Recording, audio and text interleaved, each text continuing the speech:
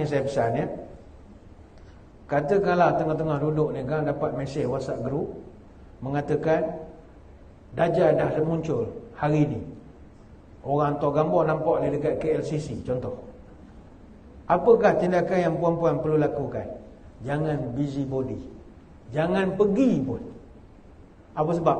Abu Dahmah radhiyallahu anhu dia dengar Imran bin Husain radhiyallahu anhu bawakan satu hadis, man sami'a bid-dajjal falyan'a anhu. Siapa dengar dajjal datang, jangan dia pergi. Jauhkan diri, yan'a. Jauhkan diri. Balik rumah, kunci pintu, baca Quran. Jangan busybody. Sebab orang kita sekarang ni demi sesuatu konten berebut-rebut bawa macam-macam lah live itu ini nak menunjukkan bahawa ni dia nak jadi orang pertama yang memberitahu kepada dunia dia telah berjaya menemui Dajjal. Nabi tak beri.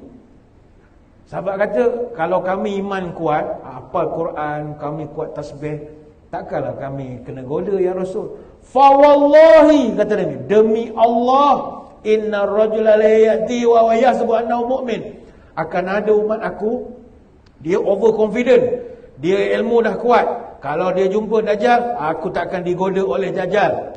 Tapi fayattabi'u mimma yub'atsu bi minasyubhat. Tapi rupanya dialah jadi timbalan pada Dajjal pula lepas itu.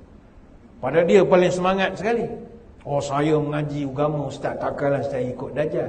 Tengok-tengok dia pula jadi tukang kempen manager pada Dajjal.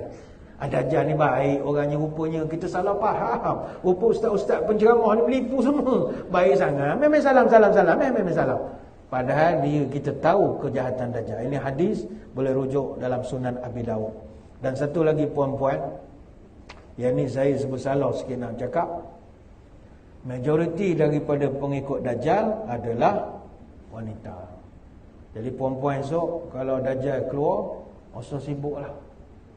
Sebab itu saya tak setuju kalau orang kata Dajjal ni mukanya macam